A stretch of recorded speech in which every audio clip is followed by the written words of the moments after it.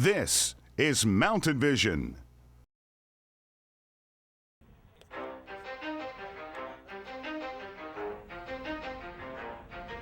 Welcome to the Wildcats Football Coaches Show, your home for all things Flint River football, with Wildcats head coach Josh Dare and your host David Carden. Let's go! Welcome to the Flint River Academy Coaches Show with head coach Josh Dare. I'm your host David Carden. The Wildcats traveled down to Perry last Friday night and took a tough loss to the Westfield Hornets. Coach, not a pretty one last Friday. No, that was a tough one, and we knew it was going to be tough going into it. We found some things to take out of the game as a positive. Kids fought, kids battled. They came out early and got on us, and they jumped on us early and stayed on us. But there was a span there from about the midway through the second quarter all the way through the third quarter where we kind of got into a rhythm and got into a groove and played fairly well. I think in that span we outscored them 20-14. So there was some bright spots. It was just we were overwhelmed early, didn't know really what to expect from them. We knew they were big and we knew they were great, and they just came out and jumped on us and never let us get back into the game. But like I said, there were a bunch of good things that we took from it. Being able to score 20 points on them, all their starters, and they were blitzing. So it's the points that we did score. It's not like we scored it on their second string or they were holding back. I mean, for the first three quarters, they were playing like they were playing for. We're playing a playoff game, So we scored 20 points. We had a dropped pass in the end zone that would have given us, 26. So, we took some good things away from it. So. How was that playing without Murphy, not being able to kick the extra points, having to go for two every time? Well, and we had to do it the previous week, so we had some plays in mind that we liked. And, it wasn't bad. It was just getting to work on our two-point conversion game. And we may need it later on down the road in the playoffs, so it might be one of those things that we don't see it as beneficial now, but later on it could help us drop a play we like that we had scored previous on, and could be something that helps us. A little different offense this week. Saw Brett Williamson out of the Wildcat for most of the night. Yeah. What was the thought into that? Well, they were pretty big up front. Their front four, they were good-sized kids, and we knew we wanted to run jet read and read their ends because their ends were big, so they weren't going to be able to play jet and the quarterback. And we didn't want Parker running in between the tackles. We knew Brett was big enough to handle it, and he did a great job with it, rushed for 100 yards. And it was just, making sure that we didn't have little Parker running in there against those big old guys. And, if they hit him solid, he could mess up his shoulder or get bruised up and not be able to play this Friday. We knew Brett could handle some pain and or the contact with those guys. So we didn't run it a ton. We didn't want to run in between tackle the whole game, but we definitely knew we had to keep them honest to help us get the edge. So. Yeah, and the few times y'all had Parker Williams at quarterback, y'all had Dalton Bowen in the backfield with him kind of as a personal protector or something? Right, yep. So they started blitzing off the edge pretty heavy, and we were so spread out, we had to get rid of it quick. So anytime we had a pass that we had to let the play develop, we'd send him in to help block those linebackers coming and just give Parker a little bit more peace of mind back there. One of those passes that had to develop, y'all hit Cullen Evans on another long touchdown. Yeah. We ran screen, and then we ran our little screen and go, and it was covered. It wasn't like he was wide open. Parker made a perfect throw. Cullen made a great catch, and we've seen it all year. If Cullen catches the ball in stride, there's not many people that can run with him and catch him. So it was a great play. You're right. Parker made an excellent throw to hit him in stride where he could just take off. And he just strides away from people. So it was and you could see it. I knew when Parker let it go, it was going to be a special play because that thing popped out of his hand. He spun it, and that thing just kept carrying. So it was a bomb, and it was gorgeous. So. He had another touchdown. He kind of laid over the top of a defender. Yeah. Well, all three of our touchdowns were through the air. The Gator go, or the screen and go, and then he hit Brett on two other touchdowns. One where he threw up into the end zone, and Brett went up and got it over the corner. Yeah, he out-jumped the corner. Yeah, it was an unbelievable play. And the other one was about a 20, 30-yard pass where Brett just outran the guy, and he dropped it into the end zone, and Brett went and got it. So it was, like I said, there was a lot of good things that there were some things that we took from the game as positives, and that our passing game was definitely one. That's 2 games in a row we've thrown for 200 yards, so that's exciting. When Parker wasn't playing quarterback, which was very few snaps, he was out at receiver. Right. We see any more of that this year? Oh, yeah, absolutely. Yep. We love Brett in the backfield. and now you got Parker running jet, you got Chase running jet, James hopefully will come back, he'll be able to run jet. So now you've got our fastest guys out there running jet, and if we decide to keep it, now we've got our biggest guy running in the middle. So it's kind of designed to have your bigger guy running in between tackles and your quick guys trying to get the edge. So. Does that work better for y'all offensively with the 5 wide receiver set for set up the screens or the jet sweep? It does, and really this week we wanted to just spread them out. We knew the more that we brought in, the more they were going to bring in, and they were big, so we wanted to try to get as many of their guys out of the box, and that way we could see those holes on jet and jet read. We call it jet read when the quarterback's reading the end, and if that guy goes out, he keeps it and runs in the middle, and if the end stays put or comes in, then he gives it to the jet guy around the corner. So we figured we would spread them out and make sure they only had 6 in the box, read that end. Now we got 5 guys blocking 5 guys, and we're reading the 6th guy. And, in that last drive in the second quarter, it worked great. Brett was reading that guy, and that guy was having to make a decision one way or the other. And once he took that step out, he wasn't getting back inside because we knew those ends were bigger guys. So once they made a decision, it was hard for them to adjust and come back. So he wasn't going to be able to play both. Now, at some point during the season, y'all ran some stuff from under center. But it was exclusively shotgun Friday night. Right. And you said moving forward it'll be all shotgun. Yeah, we're not a real comfortable under center team, and Parker's got some small hands, so if the snap doesn't hit him perfect, it's hard for him to get it. And when you're under center, the reason we got under center was for quick hitters. And if you're fumbling the snap, you can't have quick hitters, or when you're handing the ball off, there's going to be fumbles. So we think that Parker feels more comfortable in the shotgun, our line feels more comfortable in the shotgun, and that's where we feel the most comfortable. Speaking of the snaps, will Ben Talley be back this Friday night at Piedmont? We hope so. Friday night he couldn't grip a ball, so we're hoping this week that he can. He goes to the doctor today. James goes to the doctor today, so we'll know a lot later this afternoon. So still up in the air on those guys. It is, yeah. And then Chase Lewis he went and got stitches Friday night. Dylan Murray got rolled up on last week during practice. He didn't play. See that's the other thing is we were playing a 2-time defending state championship team. We had James out. We had Dylan, who's our starting offensive tackle, starting linebacker, out. We had Ben, who's our starting center, starting defensive tackle, out. Sam Baggerly had to leave the game. He got hit in the chest, and he was just having a hard time breathing, so he had to leave the game. And, there were a couple other times where just people had to run off to get a breather or let their bruise heal for a second. And, we played that. When you're talking about a school our size, and you take 4 or 5 starters off the field, that's a big hit for us. Right. And our kids still competed. We were still able to put 20 points on. And, we threw a pass that hit the guy right there. You're looking at now scoring 4 touchdowns on them. And, when you look at the overall big picture of what happened Friday night, we were pretty proud of the guys. When we took our starters out and they took their starters out, it was 49-20.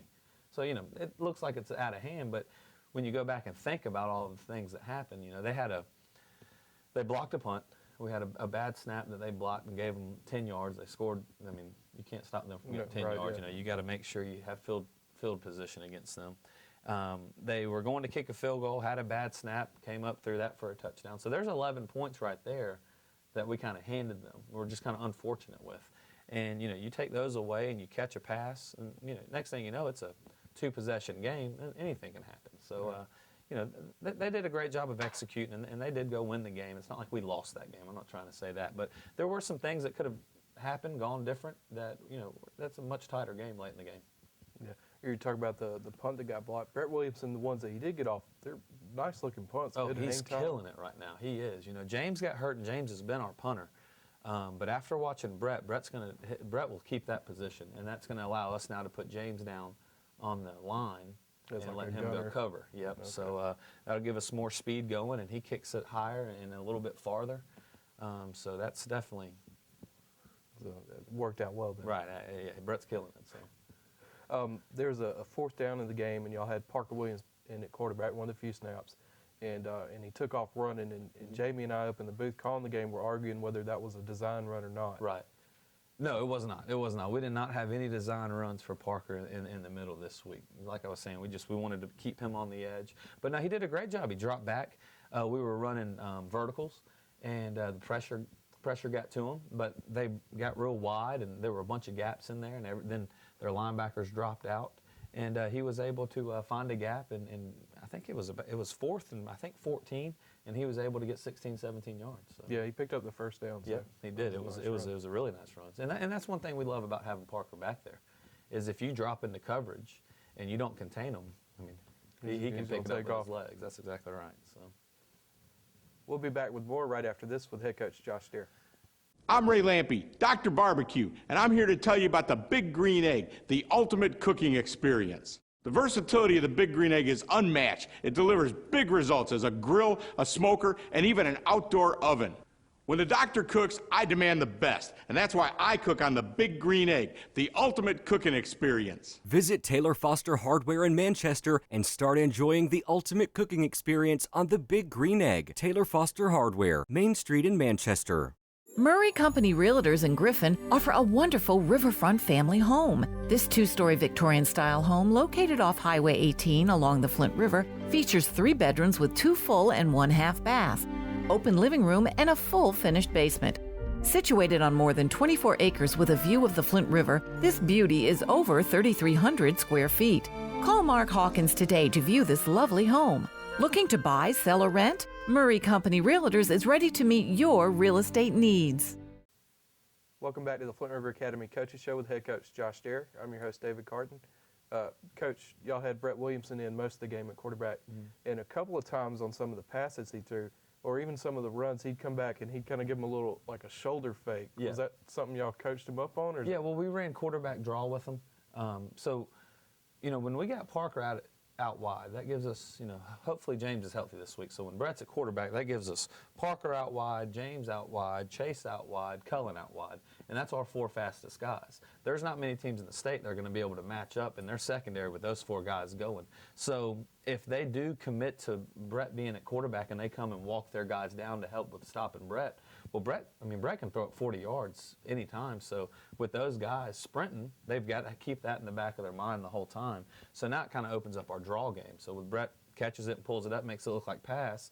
Well, now those ends get upfield thinking they're blitzing, and he just keeps it up the middle. So yeah, he did a good job running draw for that, and that is a design play for him.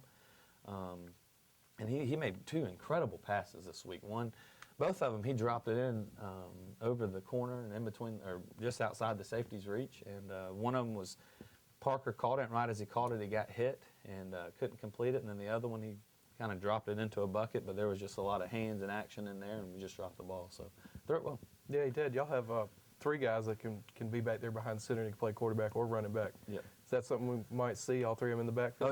Oh yeah, absolutely. I mean, this is a big game coming up and into the playoffs, and you're going to have to stop our best. So you're going to break out, pull out all the stops, as they say? Got to. Yeah, absolutely.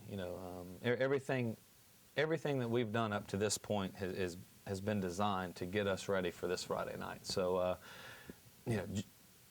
when we put Brett at quarterback for that second quarter, and Westfield didn't really have an answer for him. We went 65 yards. We went from the 20 all the way down. I think he ended up fumbling. He got tired. We ran him 6-7 plays in a row. It was inside the 10. It may have been inside the 10, so it may have even been 70 yards. And he coughed it up. And but if Westfield's having a hard time stopping Brett going forward, most of the AA teams are going to have a hard time. So that's something that we're definitely going to get behind and say, here he comes, and good luck stopping him. So. Right, y'all did a good job moving the ball against a AAA team, a bigger team, faster team. Right. Well, we threw for right at 200 yards and rushed for 100. So you're looking at 300 total yards. And like I said earlier, that's not mop-up time. That's not 300 yards against their second string. That was their starters playing 3 quarters, blitzing, running everything that they run. I mean, their coaches were getting heated up there. You could hear them in the press box. You were up there. You could hear them yelling. They did not enjoy seeing us move the ball and seeing us score. So, like I said, it's not like we got 300 yards and 20 points versus their second string and dropped a touchdown. So, I mean, you're looking at 300 yards and could have had 26 points if we catch a touchdown pass, and that's a pretty good job against those guys. And not scoring in the first quarter. We didn't score in the first quarter. Right. So I was so proud of what they did. I was. We knew what was coming. We knew that we were going to have to overcome a lot to beat a team like that. And that's what normally happens is they overwhelm you earlier when you're the underdog. if you get overwhelmed early, that's what that team wants to do. You know, I guarantee you before the game, their coaches were talking to them saying, don't give them hope. Because you saw we caught our breath in the second quarter and got into a rhythm. Settled down. If they wouldn't have played well in the first quarter and gotten out to that 28-point lead, and what we tell our guys against a team like that, if you keep it close, they'll be the ones that freak out because they're supposed to blow you out. It's not supposed to be a game. We just weren't able to keep it close. You mentioned their coaches. They made an interesting coaching decision. It was later in the game in that second half, and I didn't think it was the right decision, but they had it at y'all's 40, and they went for it on a 4th and 10. Right. It's tough because it's late in the season, and you want your starters to play 3 quarters, and you want to coach for 3 quarters. This is week 10. This is their 9th game. You know, they got 1 game in the playoffs. So they want to make sure that their kids play for 3 quarters, and they want to coach everything like it's late in the season. So it's kind of tough for this game to happen where it happened. You know, it's kind of unfortunate for us to have to play that team and then turn around and play for a region title next week. But it's also unfortunate for them to have to play a team that's much smaller than them and then have to turn around and turn their motor back up to go play for a region title and then move on for a state title. So it's kind of a tricky game to coach from both sides. So. Y'all had some issues with some tackling this week. A lot of missed tackles. A lot of missed tackles. You know, we were trying to tackle these guys way too high. We were reaching out for their jersey instead of going out for their legs, you know. But part of that has to do with how fast they were. They had athletes all over the field, and when they break past us, we're trying to do anything we can to slow them down. But, yeah, we talked about that at halftime. We got to quit reaching. You know, the way the jerseys are made this day and time, you can't reach and grab onto a jersey. The jerseys are so tight, and we've been preaching that to them at halftime, and we just got to, we got to attack legs. You know, it is what it is. And it's all of football. You go, you hit low, and you hold on and wait for somebody else to come. So that's one thing we'll talk a lot about this week. But it's tough. At a school our size, we can't practice tackling every day. If you go get somebody hurt during practice, now you really feel like you've messed the team up. Right. So, you know, you got to practice tackling early on. And then really the only other time that our starters are going to be full speed are on Friday nights. You know, you can't take a chance of getting somebody hurt. You lose one player at this level, it could be detrimental to a team. Difference, right. Well, it's like you were saying, y'all were down several starters in that game. That made a big difference. So exactly. it'll feel even worse if you get one of your own hurt in practice. That's right. Somebody that did make a lot of good tackles was Parker Williams out there at cornerback. Yeah. He had several times that he was out there kind of on an island with that receiver. Well, he does a great job of coming low. You know, he's going to come in and wrap up your knees and take you out low, and he does it. He's great in the open field. You know, he's hard to juke because of how quick he is. He lets you from a defensive standpoint, he lets the offensive guy make his move, and then he just takes his legs out. So we feel really comfortable with our corners right now. Chase has been playing great. Parker's been playing great. So when people do end up getting the edge, they do come up and make sure it's not a huge play. You mentioned 3 quarters a lot. That's basically what the starters played for both teams. Mm-hmm. And then the underclassmen got some playing time. Yep. See anything good out of yours? Yeah. We, there were a couple guys that came in and made some plays. Alex Posey, he has been one of those guys that we've been talking about as far as like scout team guys that have been really pushing us and making us better. We've seen an improvement in his aggressiveness, and he's been coming up, and he's been one of the guys having to tackle Brett a lot when Brett hits the edge, and he's been coming up during practice and making plays, and we've been seeing him get more aggressive. And then Friday night it showed. He was playing safety, and whenever they were break through, he was flying downhill and coming up and hitting people, so that was great to see. I know Jake Nash made a great play in the open field. Guy was they got a little sweep or something around the edge, and Jake, it was one-on-one with a lot of room, and he came up, and you talk about a form tackle. He wrapped his legs up, put his face mask right in his belly button, and just drove him backwards. So that was a great tackle. And those guys, there were a lot of them that had a lot of good things, and we saw some good things on film from them. They were just a little outmatched. You know, when you're playing a bigger school, the second team, that's where the differences. It is, right, because, you know, a lot of times your starters can hang with them and play, but then when you second string, that's where your drop-off is, because their second teamers are some seniors and some juniors, where our second teamers are all freshmen and sophomores. So it's kind of, they've got such large classes there that we're having our freshmen and sophomore going to play against their juniors and seniors that don't get to play. So when they have a chance to put them in, now you're talking about bigger kids playing against them. So it was that's kind of what they were dealing with. Yeah, it was their senior night, and I think they had, 13 seniors in that class. Right. So, on the team. Yeah. And they walked them all out there as the captains for the coin toss. They did. Yeah, that was a wall. It was a lot of kids. Yeah, it was. We'll be back with more with head coach Josh Dare right after this. Murray Company Realtors in Griffin offer a wonderful riverfront family home. This two-story Victorian-style home located off Highway 18 along the Flint River features 3 bedrooms with 2 full and 1 half bath, open living room, and a full finished basement. Situated on more than 24 acres with a view of the Flint River, this beauty is over 3,300 square feet. Call Mark Hawkins today to view this lovely home. Looking to buy, sell, or rent? Murray Company Realtors is ready to meet your real estate needs. I'm Ray Lampe, Dr. Barbecue, and I'm here to tell you about the Big Green Egg, the ultimate cooking experience. The versatility of the Big Green Egg is unmatched. It delivers big results as a grill, a smoker, and even an outdoor oven. When the doctor cooks, I demand the best, and that's why I cook on the Big Green Egg, the ultimate cooking experience. Visit Taylor Foster Hardware in Manchester and start enjoying the ultimate cooking experience on the Big Green Egg. Taylor Foster Hardware, Main Street in Manchester. Welcome back to the Flint River Academy Coaches Show with head coach Josh Dare. I'm your host, David Carden. Coach, we've been talking about it for a couple of weeks. This Friday night, Monticello, Piedmont Academy. Yes, sir. Region championship game. That's it. It's exciting. It's exciting. Everybody's ready for it. Kids are excited about it. Coaches are excited about it. It's everything that we've done has been designed for this game. So we got a chance to go play a really good team on their field and win a region title. So this is why the kids sign up. This is why we coach, is for games like this. You want to play for championships, and you get to see what your team's made of this week. Yeah, they're 7-2, won 4 straight. Yep. So no joke, they're a pretty good team. Yeah, they're a really good team. They're a really good team. They have a really big line, offensive and defensive front. They're huge. They got good athletes behind them. They got a great secondary. They got a great quarterback and running backs. They got good receivers. So I mean, it's one of those games where they're really explosive offensively. So our goal going into this week is we got to figure out how to stop them. If we stop them, we have a chance to win the game. If we don't, it's going to be a long night. And we think we have a good scheme, and we think we're going to be ready for them. But like I said, they've got guys all over the field that can take it to the house any play. So we got to make sure that everybody's disciplined throughout the game.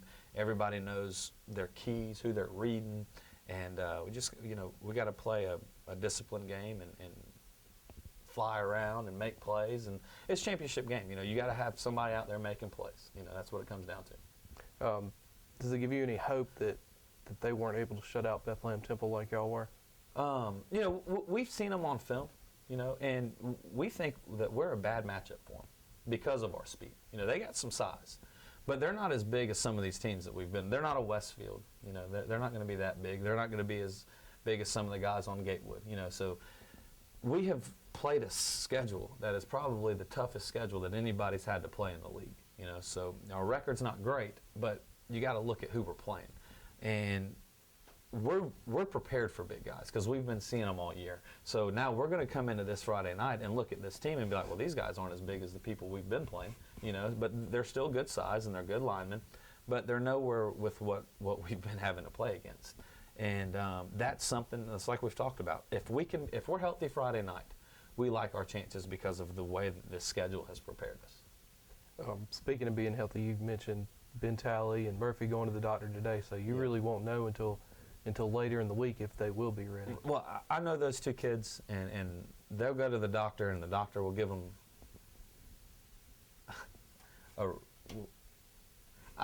they'll probably play. They'll probably play. I know how those two guys are, and they were telling us Friday night that they're playing Friday. So we don't know if they'll be 100%, 90%, 80%, but they really want to play. They're going to come out there and be out there for themselves and their teammates. They're going to do the best they can, absolutely. And we got a handful of guys like that. So that's good. That's good. Absolutely. Now you said that Piedmont does a couple of different things. They'll put it up and pass it a lot, or they'll run it a lot. Yeah. What are you expecting from them versus y'all? I think they're going to try to run right at us. I think they're going to try to use their size and just pound right at us downhill. The best player on their team is their quarterback, number 10, Mac Brady, and we got to stop him. They love running quarterback counters, jet read.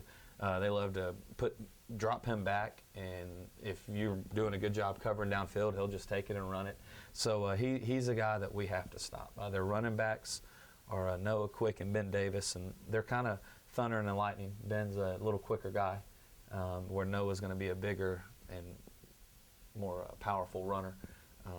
Neither one of them are extremely scary as far as just make some incredible play, but we know their offensive line. So their offensive line make them that much better. You know what I'm saying? So it's going to be one of those things where we have to keep everybody contained. We got to hold down all of our gaps and just play good, sound football. If we play a good, sound football, a good game, and just keep everything sound, we like our chances. We really like our chances this week.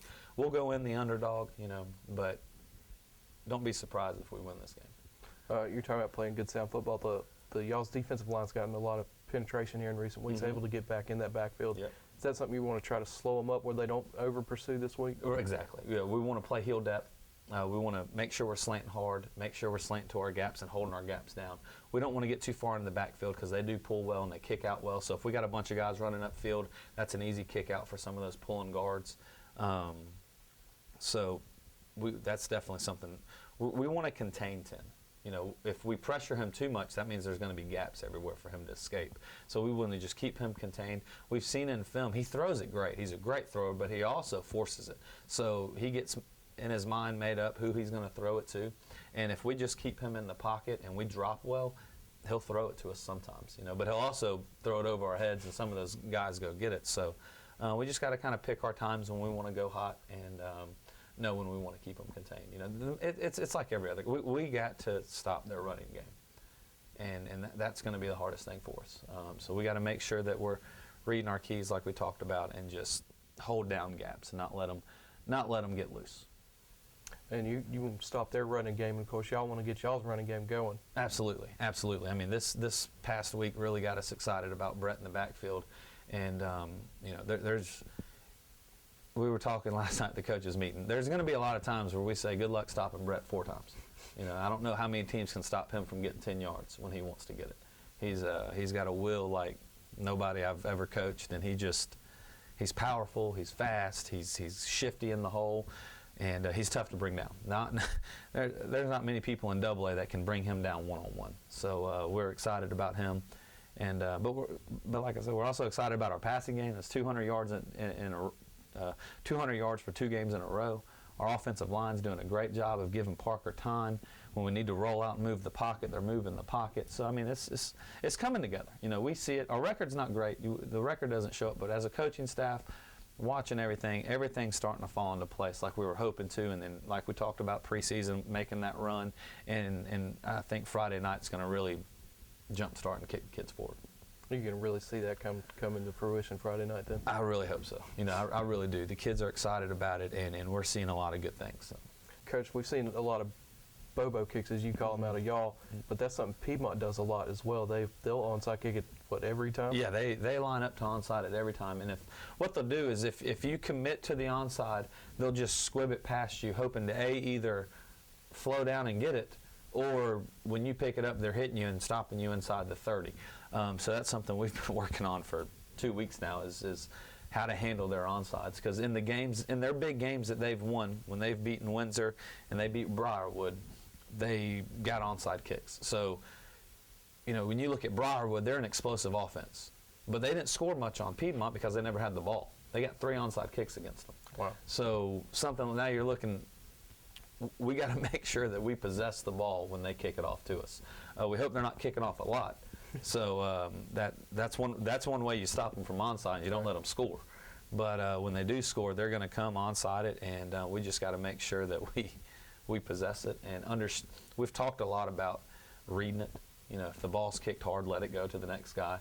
Because what we see on film is the front line a lot of times is trying to be a hero and make a great play. But when that ball's kicked hard at you, it's hard to catch it. And that ball's tumbling and rolling different directions. So we got to judge the speed of the ball. If it's something soft, we can catch it. But if it's a hard kick, we got to let the second line get it, fall on it. Because now you're talking about they're giving the ball to you at midfield every time. Right. So if we possess it, we're going to have great field position. If we go 3 and out, well, we punt it. We put them inside the 20. Now they got that got to drive the length of the field. So yeah, that's going to be key, is possessing the onside kicks Friday night. Well, Coach, I appreciate you joining us again this week, Absolutely. and good luck against Piedmont. Thank you. If y'all can't make it to the game Friday night in Monticello, where the Flint River Wildcats take on the Piedmont Academy Cougars, y'all can catch all the action live on Legends 1370. Thank you for joining us.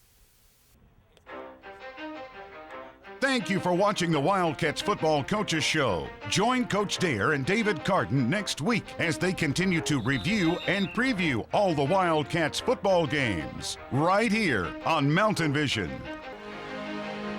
Let's go! This is Mountain Vision.